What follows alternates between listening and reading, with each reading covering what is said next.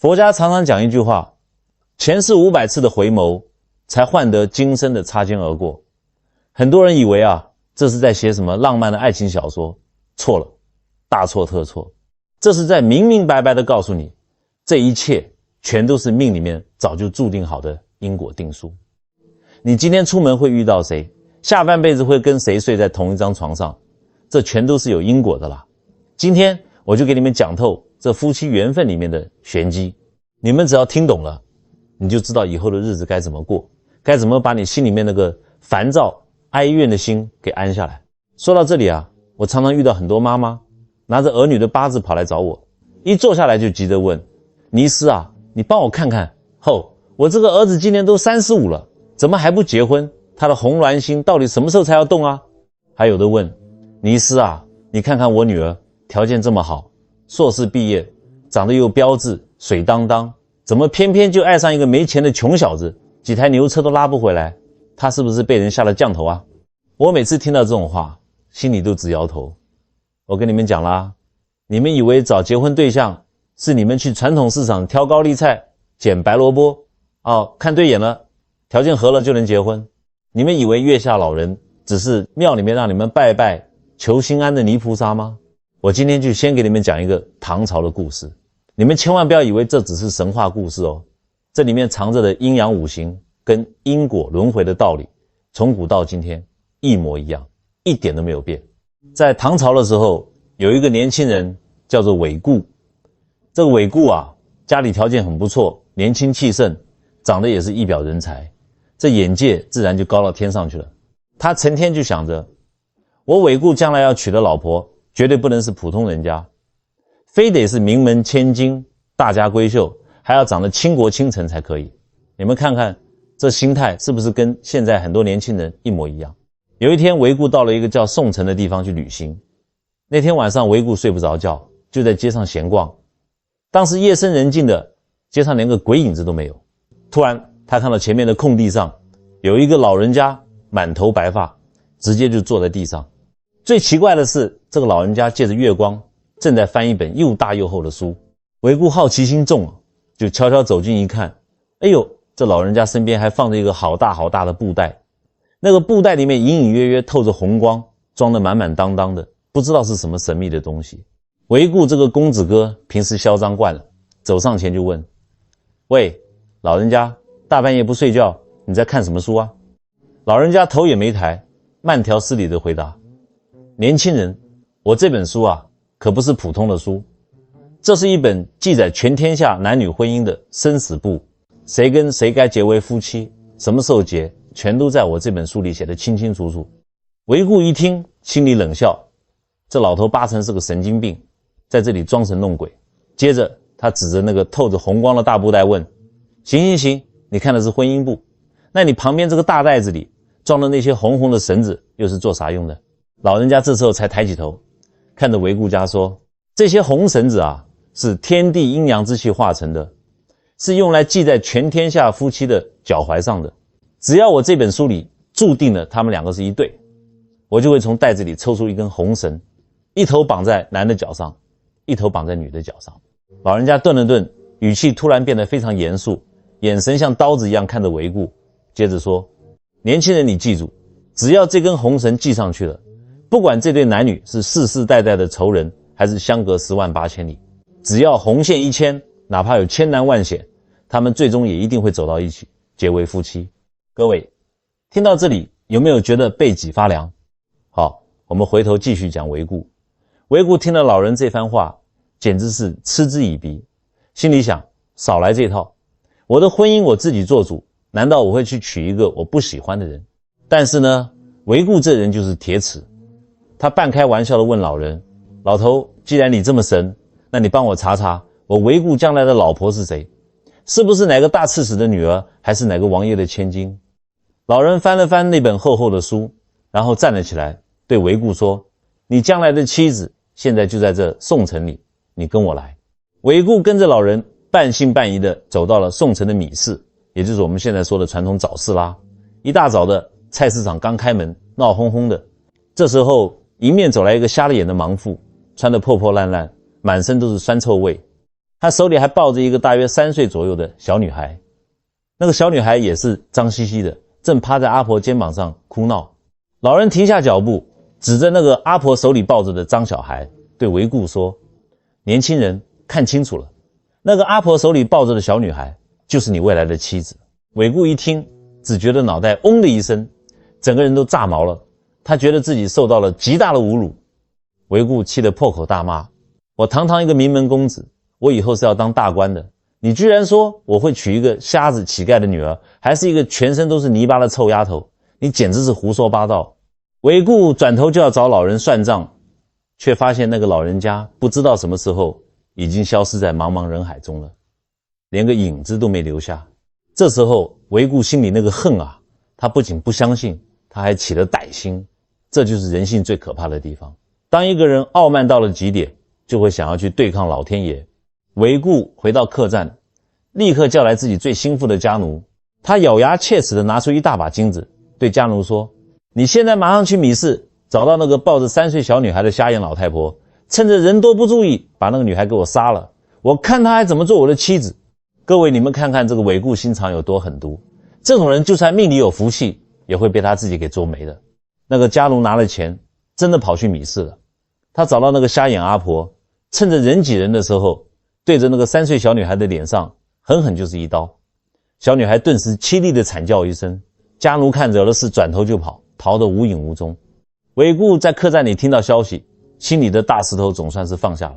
他得意洋洋地想：哼，老天爷，我韦固今天就逆天改命给你看，我的红线我自己拿剪刀剪断了。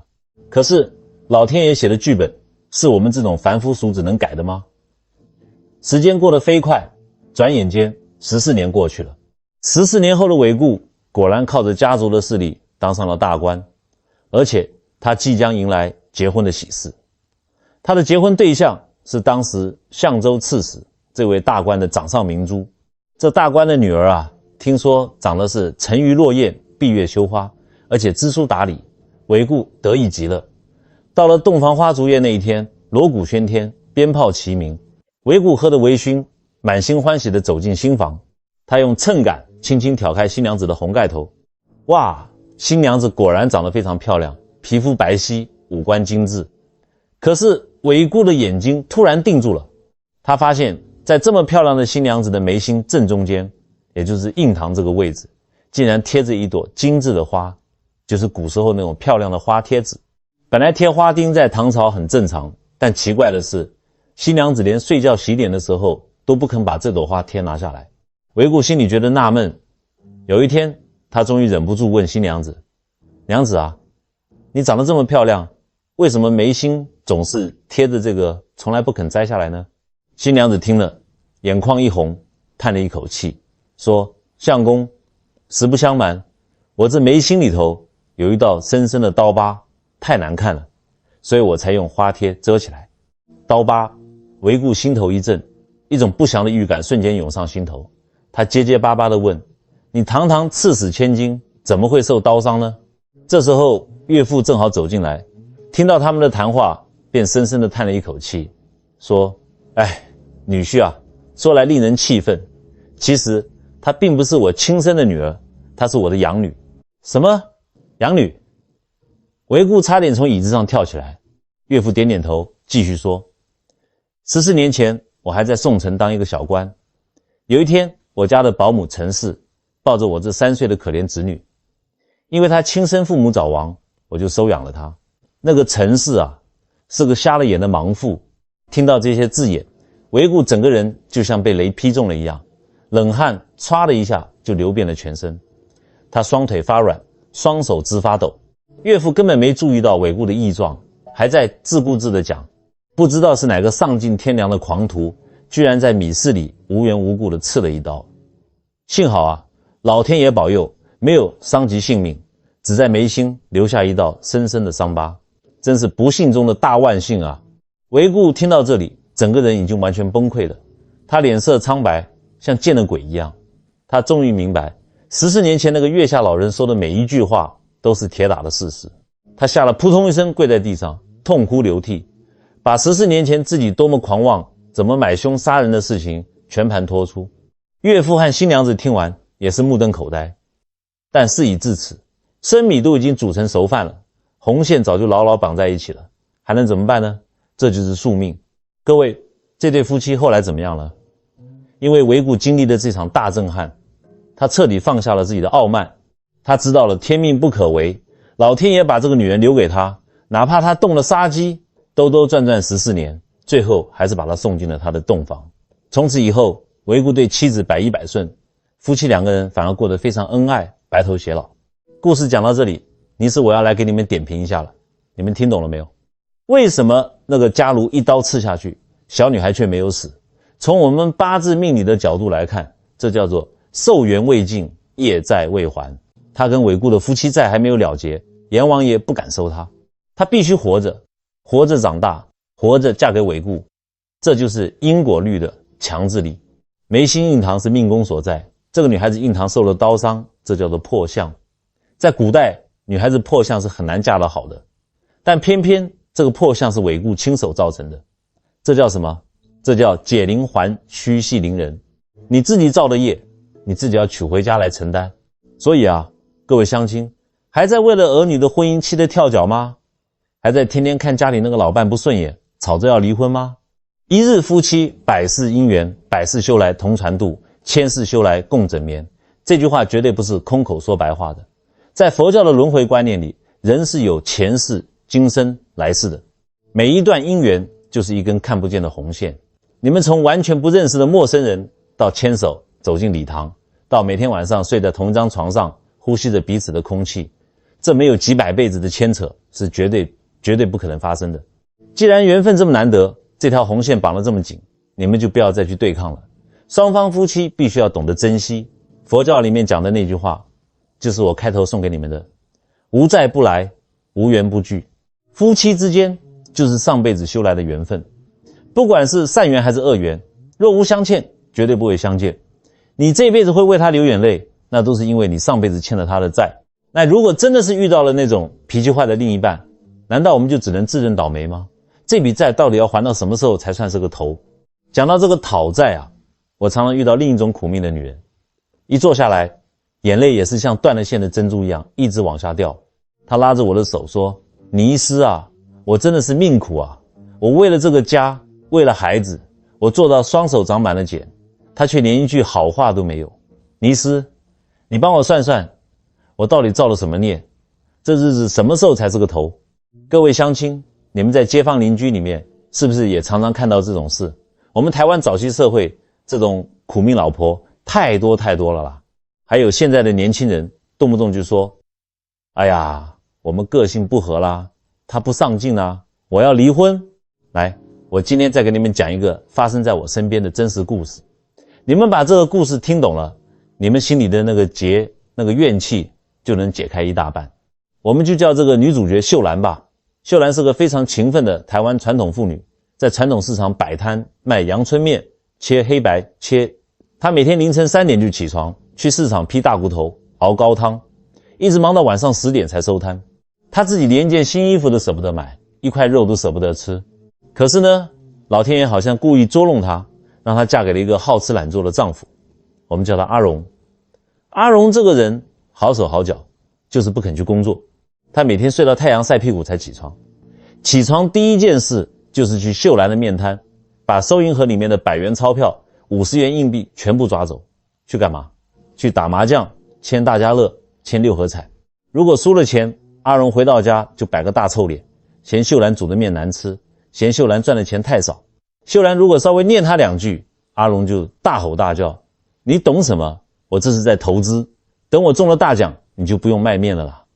秀兰心里苦啊，但她总是想着嫁鸡随鸡，嫁狗随狗，这是我自己命苦，怪不得别人，只要我多忍耐一点，多赚一点钱，把他的赌债还清，总有一天他会良心发现的。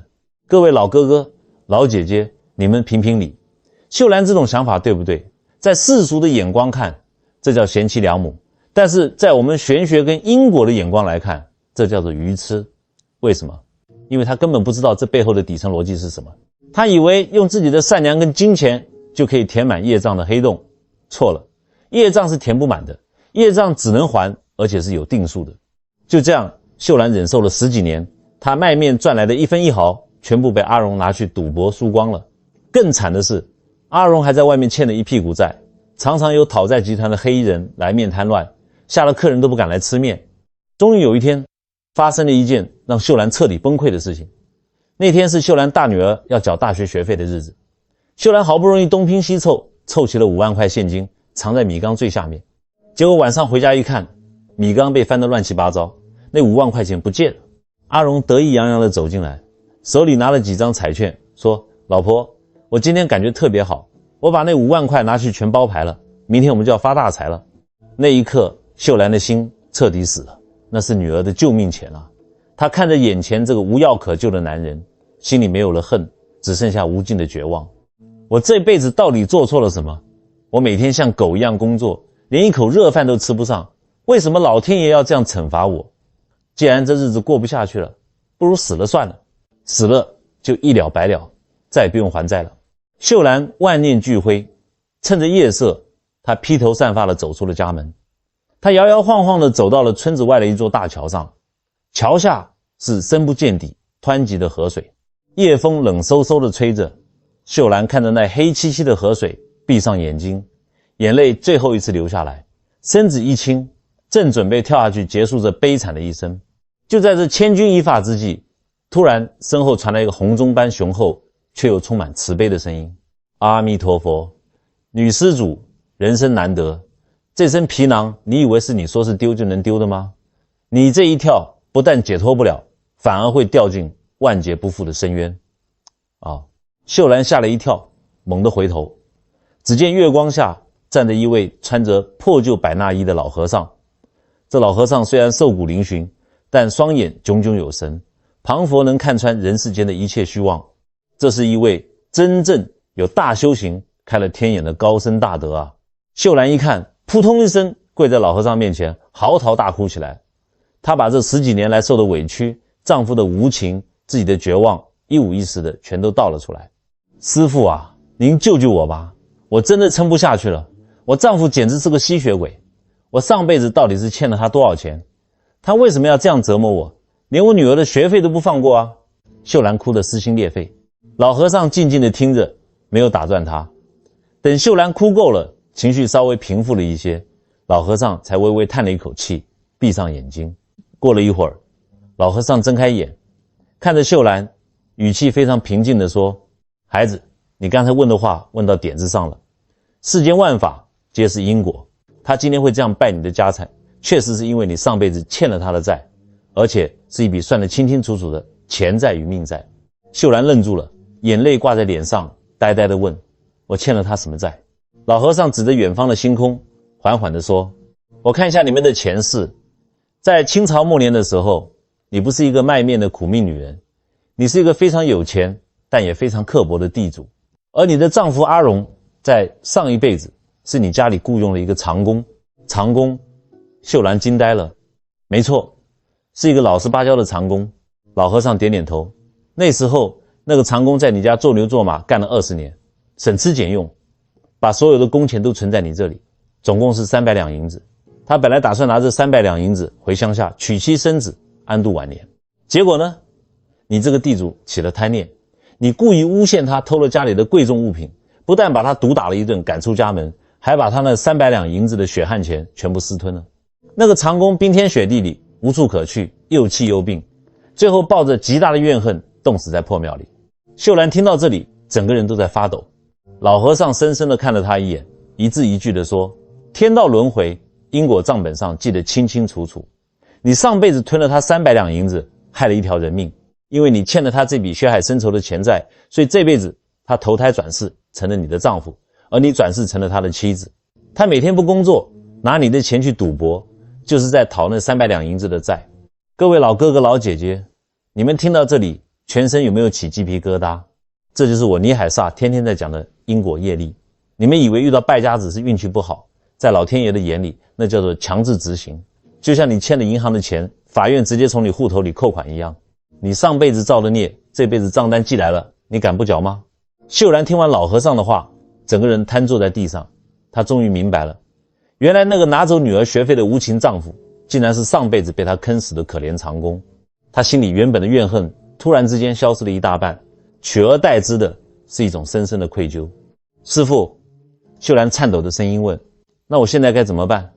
难道我只能被他活活拖垮吗？这300两银子的债换算成现在的钱到底是多少？我还完了没有？老和尚看着秀兰露出了慈悲的微笑，他说，孩子，你的勤奋和善良救了你，你虽然被拿走很多钱，但你从未起过杀心，也从未报复过，这就叫做受苦了苦，受罪消罪。我刚才替你算过了，清朝的300两银子加上这100多年的利息，换算成你们现在的新台币大约是300万整。300万。秀兰脑子里快速地计算了这10几年来被阿荣拿走的钱，从结婚那天的聘金到卖面的每一分钱，还有他欠下的那些债务。是的，老和尚点点头，你仔细想想，加上他今天拿走的那5万块学费，是不是刚刚好凑满了300万？秀兰猛地倒抽一口凉气，没错，一分不差。加上这5万块，阿荣从他这里拿走的钱刚好就是300万。老和尚笑着说，你现在听我的话，不要寻死，枉死城里苦难更多，自杀是重罪。你现在立刻回家去，那5万块钱是他讨的最后一笔债，只要他把这5万块输光，你们之间的债就彻底两清了。从此以后，他再也不会拿你1毛钱，你相信我，回去吧。秀兰听了老和尚的话，选择了相信。他对着老和尚磕了3个响头，转身一步一步走回了家。第二天清晨，秀兰照常去菜市场批食材。到了中午，阿荣垂头丧气地从外面回来了。秀兰看着他，心里异常的平静。他没有像往常一样破口大骂，只是淡淡地问了一句，钱都输光了。阿荣愣了一下，他原本以为秀兰会拿菜刀跟他拼命，没想到秀兰这么平静。他扑通一声跪在地上，竟然哭了起来。老婆，对不起。阿荣一边扇自己巴掌，一边哭着说，我也不知道怎么了，昨天晚上拿到那5万块去赌场，本来想翻本的，结果一把就全输光了。输光了那一瞬间，我突然觉得心里空荡荡的，好像有什么东西从我身体里抽走了一样。我看着那些赌具，突然觉得好恶心，好厌恶。老婆，我错了，我不是人，我以后再也不赌了，我明天就去面摊帮你洗碗。秀兰看着跪在地上的阿荣，眼泪再次夺眶而出，不过这一次不是绝望的眼泪，而是重获新生的喜悦之泪。老和尚说的是真的，300万的额度满了，阿荣把最后一笔钱输光的那一刻，他讨债的任务就结束了，那股控制他去赌博的业力彻底消失了。从那一天起，阿荣真的就像变了一个人似的，他再也没有踏进赌场半步，每天早上跟着秀兰一起去菜市场切小菜、煮面、洗碗。虽然动作慢，但他再也没有抱怨过一句。夫妻2个人终于把面摊的生意越做越好，把欠的债都还清了，安安稳稳地度过了晚年。好，故事讲完了，各位摸摸自己的良心，听完这个故事，你们心里作何感想？我知道很多人听了会说，尼斯啊，这故事太悬了吧？难道我现在被老公把钱骗光，我也要乖乖把钱给他，等他输满300万吗？你如果这样想，那就是你完全没有听懂我在讲什么。我这是在提倡你们去养个吃软饭的败家子吗？当然不是。现在是法治社会，遇到不负责任的人，你当然要保护好自己的财产，该做切割就要切割。但是我讲这个故事是要告诉你们心态的问题。很多夫妻吵架为什么会越吵越凶，最后拿刀互砍，就是因为双方心里都有怨。你觉得你委屈，他觉得他有理，你骂我一句，我要顶你10句，你摔一个碗，我要砸一台电视，这叫做什么？这叫做旧债还没还清，又添了新的业障，冤冤相报何时了啊！你们要知道，此生能遇到贤夫惠妻，那是因为你们前世跟他们结下了善缘，人家这辈子是来报恩的。你在家里翘着2郎腿，老公都会把赚来的钱乖乖交给你，那是你上辈子修来的福气。反过来，你今天遇到了恶夫劣妻，天天气得你心脏病快发作，甚至把你赚的钱都败光，那是因为你前世欠了人家的债，人家这辈子是拿着本票来找你讨债的。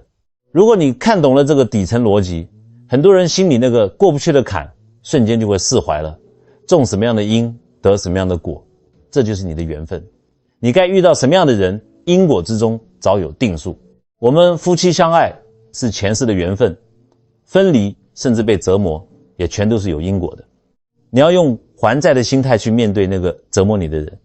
当你在心里默默说一句，好，我这辈子忍你，让着你，就当做我上辈子欠你的，我还给你的。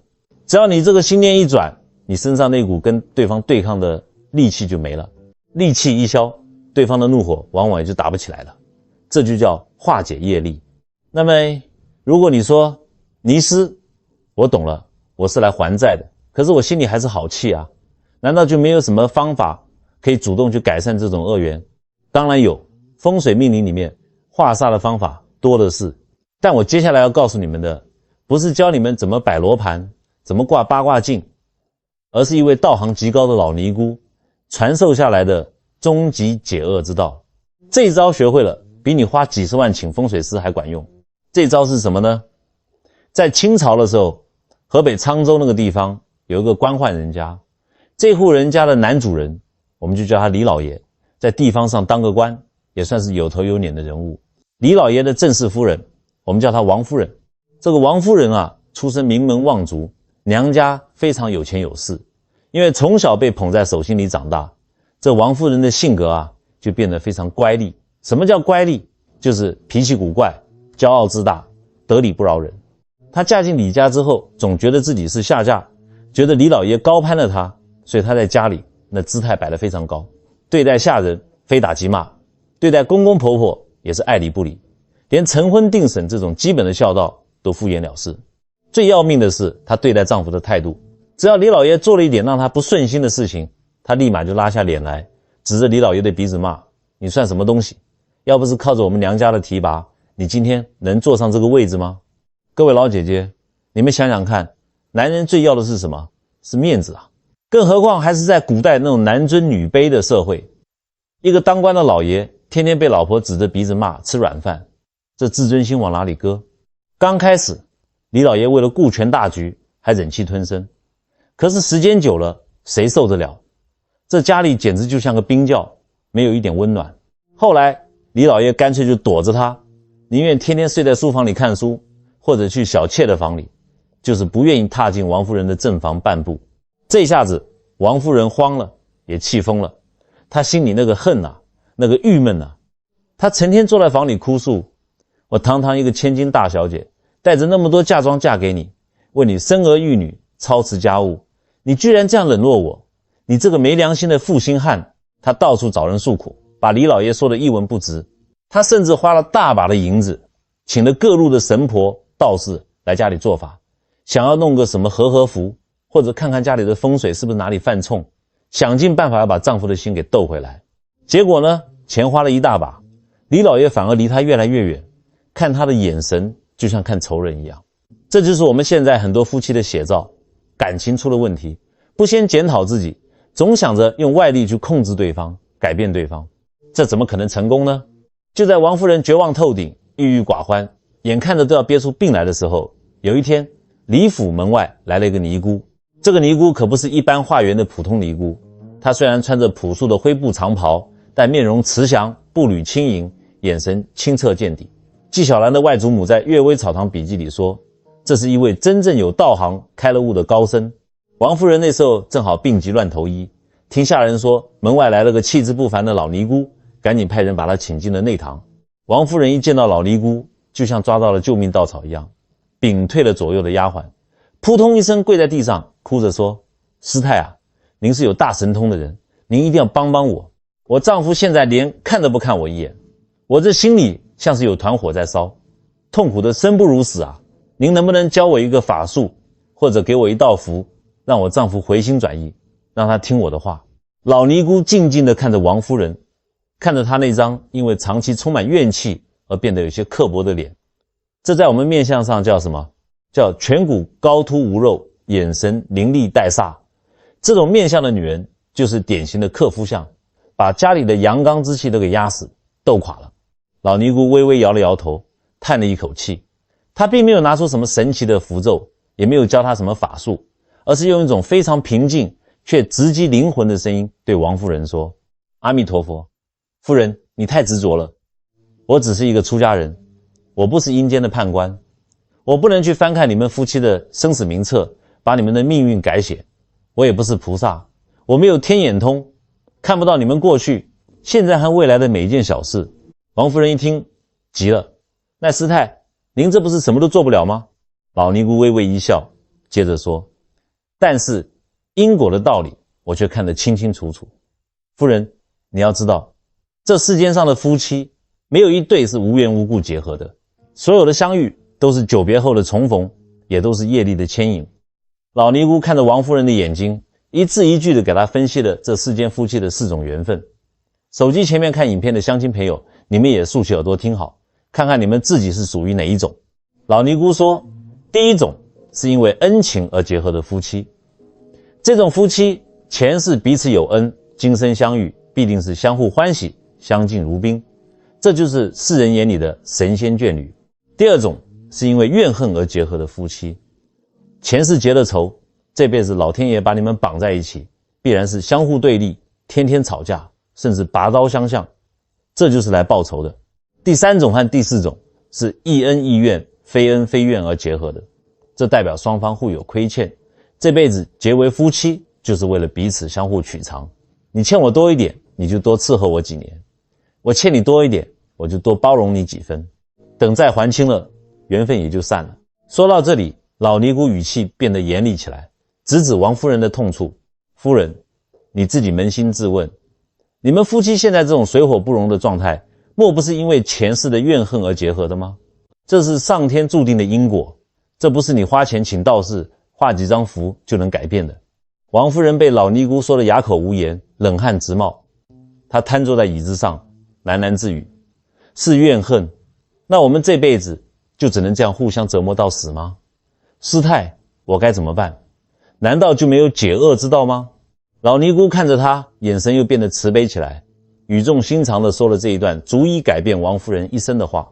各位阿公阿嬷，这一段话就是我今天这个影片最值钱的地方，你们哪怕拿笔写下来都值得。老尼姑说，解厄之道不在外面，而在你自己身上。你想要改变它，必须先改变你自己。第一，消除你的好胜心，收敛你的傲气。老尼姑指着王夫人说，你总觉得自己出身高贵，处处要压他一头，夫妻是共同体，不是战场上的敌人，你赢了口角却输了感情，有什么用？第二，用感情去弥合，而不是用势力去争吵。你一生气就搬出娘家来压他，男人是最要面子的，你越压他，他反弹得越厉害，心就离你越远。你要学会用女人的温柔和体谅去软化他。第三，你只管做好你自己本分的事情。老尼姑顿了顿，加重了语气，你不用去管他去不去小妾那里，你也不用去查他的行踪，你只管做好一个正式妇人该做的事，孝顺侍奉你的公公婆婆，和睦地处理家庭里的大小关系，宽容地对待底下的下人和别的妾室。你把这个家打理得井井有条，让公婆称赞你，让下人敬重你。最后，老尼姑双手合十，说出了最后的定论，你只管做到这些，用你的德行去转化这个家的磁场，这样或许可以挽回你们夫妻的感情。而你不必去询问以往前世的原因到底是什么，也不必去计较其他的得失。如果你还在那边计较，我做了这么多，他怎么还不理我，那就代表你的心还没有真正放下，来做任何事都没有好处。王夫人听完老尼姑这番话，犹如醍醐灌顶，犹如在黑暗的房间里突然被打开了一扇窗。她突然明白自己这几年来错得有多离谱。她一直以为是丈夫无情，却从来没有照过镜子，看看自己那张充满傲慢和刻薄的脸。人之相遇皆由缘定，而缘起缘灭皆由心生。若有心，天涯咫尺；若无缘，咫尺天涯。王夫人擦干眼泪，恭恭敬敬地送走了老尼姑。从那一天起，李府上下的人发现，那个母老虎一样的王夫人不见了。她不再动不动就发脾气摔杯子，她每天早早起床，亲自去给公婆请安，端茶倒水。她对待下人也变得和颜悦色，不再随便打骂。哪怕李老爷还是不理她，她也不再抱怨，只是默默地把李老爷的衣服洗得干干净净，把家里打理得井井有条。各位，你们猜猜结果怎么样？人心都是肉长的。好，1年过去了，2年过去了，李老爷的父母天天在他耳边夸奖王夫人有多孝顺，家里的下人也都在背后说夫人的好话。李老爷自己也纳闷，这女人怎么转性了。有一天晚上，李老爷经过正房，看到王夫人在微弱的灯光下正在为他缝补一件破了的披风，那神情专注又温柔。李老爷心里的那个冰块突然之间就融化了。他走进房间，轻轻地叫了一声，夫人，夜深了，仔细伤了眼睛。就这一句话，王夫人的眼泪夺眶而出。这几年的委屈忍耐，在这一刻全都化作了夫妻之间真正的理解和相惜。从此以后，李老爷再也没有去过小妾的房里，夫妻两个人举案齐眉，恩爱到老。这个故事讲完了，各位，这个故事的后劲很大啊。你们要知道，在我们易经的八卦里面，男人代表乾卦是天，女人代表坤卦是地。大地的特性是什么？是包容，是承载。大地能孕育出万物。一个女人如果失去了坤卦这种温柔包容的特性，反而天天想要去跟男人争高下，想要去当那个乾卦，这在风水上叫做什么？叫做阴阳反背，天地不交。整个家里的气场就全乱了。家里气场一乱，老公不回家，小孩不听话，家道中落，这全都是迟早的事情。所以老尼姑教王夫人的其实就是最高级的风水化解术。他没有教王夫人去改门改造，他教王夫人去改心，把傲气收起来，把温柔和本分拿出来，这就把坤卦的磁场给调正了。女人的磁场一正，这块大地变得肥沃温暖了，男人这片天自然就会降下甘霖，家庭也就和睦了。当然啦，各位男士们，你们也别在那边沾沾自喜。夫妻要共度一生，那是双向奔赴的。丈夫要体谅妻子的辛苦，体谅一个女人生儿育女、操持家务的辛酸。只有夫妻双方，你懂我的辛苦，我懂你的不易，两只刺猬抱在一起，都懂得把自己的刺收一收，这才叫做相知相惜。如果你永远只考虑自己，永远觉得自己受了委屈，不为对方着想，那不管你们八字多合，风水多好，婚姻破裂，那都是迟早的事情。所以夫妻是否会相遇，这是冥冥之中老天爷早就注定好的缘分。但是你们是否会离婚，是否能把一副烂牌打成好牌，这却是由你们自己的心来决定的。很多人以为只要找我尼斯把家里的财位布置好，把床位移到延年吉位，把厨房的煞气化解掉，从此就能大富大贵，夫妻恩爱，白头偕老。我告诉你们，大错特错。罗盘定得了东南西北，定不了你们的贪嗔痴。风水化解得了形煞气煞，化解不了你们心里的怨煞。一个家如果两夫妻天天在里面互相指责，满眼看着的都是对方的缺点，老婆嫌老公赚不到钱，老公嫌老婆变老变丑，两个人心里充满了怨恨跟计较。我跟你们讲，这种家就算盖在龙脉上，就算风水好到飞上天，它也是个凶宅。因为你们的怨气早就把家里所有的好风水好磁场都给败光了。相反的，就算你们家只是一个漏水的破茅草屋，风水再怎么差，只要你们夫妻两个人懂得互相体谅，懂得感恩。